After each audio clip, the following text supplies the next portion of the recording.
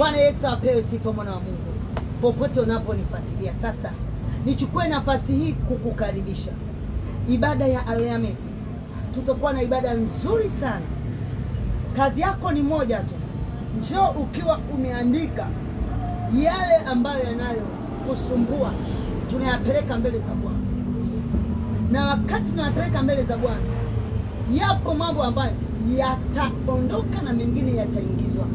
Ni Alhamisi kuanzia saa 9:30 hapa Goba njia panda Teketari.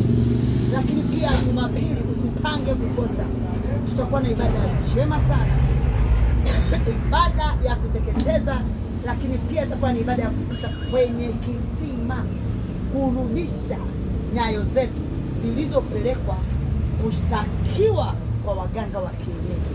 Ni ibada yote ipata hapa Goba Jumapili. Toroka uje.